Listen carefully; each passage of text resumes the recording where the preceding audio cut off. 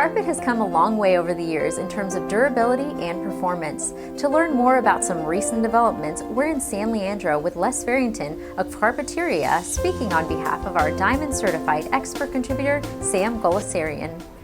Yes, so today I wanted to talk about the transitioning of the different types of yarn systems from the past up into today's modern yarn systems. Back in the late 50s and so forth, there was a big transition from wool to nylon, and then 50s to 60s and into the mid 60s and so forth, there was a transition into from nylon into polyesters, and they've been coexisting now for a long time. Now, a lot of people think, well, the quality of a carpet is based on how dense it is and how thick it is and so forth. That has a great deal to do with the way that it feels, but it has not as much importance in overall performance. You can have a very thick yarn system, but it can be made of a very weak yarn, and you don't get the performance that you would with a stronger yarn system in a looser pile. So there's some misconception there, and I just wanted to clear that up. The backing of the products also has changed over the years. It used to be that wool was woven into jute, and a lot of times it still is, but there's a primary and secondary backing on the products, and that transitioned in the 60s into a polypropylene backing, which is generally used in today's market. Polypropylene is used in the primary and secondary backing. Primary backing is where the yarn is woven into, and the secondary backing is what protects the primary backing. Basically, they come on all different weights and densities, as does the carpet yarn itself. But what we've come to now is a new type of yarn system, in that it is inherently soil and stain repellent in some cases. In some cases, the yarn system has to be treated internally to become soil and stain repellent. The new Anso yarn systems are some of the very best on the market, and also the most stain repellent on the market. There are others, of course, but it's one of the only yarn systems that can be recycled. So it is a great advancement in technology for the carpet industry. Another great advancement is actually in the backing of the product. I'm going to demonstrate that. This is actually the polypropylene backing, primary and secondary backing of pretty much, I'd say 70–80% of the carpets manufactured today.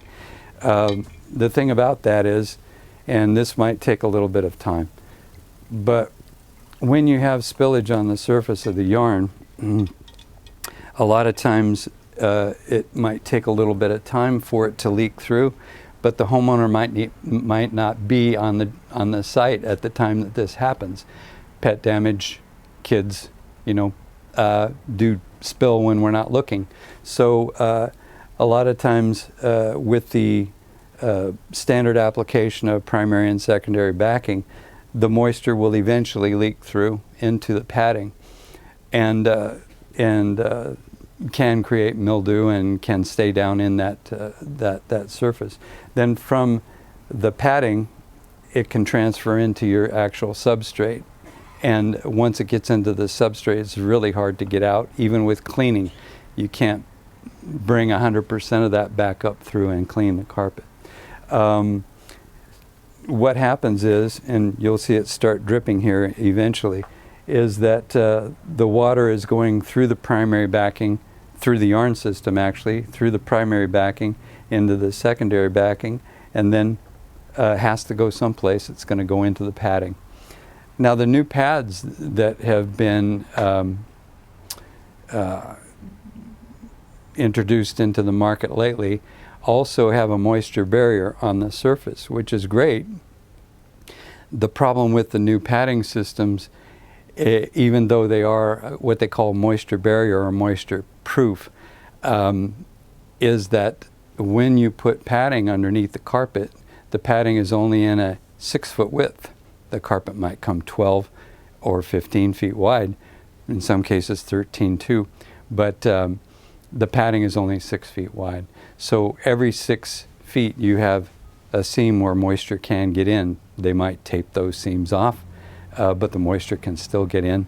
And also, a lot of people don't understand, but when you purchase carpet and padding, generally in an effort to help the customer out cost effectively, they will cut back on the padding a little bit, because the padding, how it looks, doesn't really play on the overall effect of the complete job. The padding can be put into more pieces than the carpet can. Therefore, you have more seams and more spillage, as you can see it's happening right here. So with the spillage coming through, getting into the backing and so forth, maybe it leaks through the padding, or it goes to a seam and leaks through the seam on the padding, and then goes into your subfloors. Now with the new Lifeguard type of product, they have a membrane in the actual primary, secondary level of the backing, and it actually won't leak through into the padding. To learn more from local top-rated companies, visit our Diamond Certified expert reports at experts.diamondcertified.org.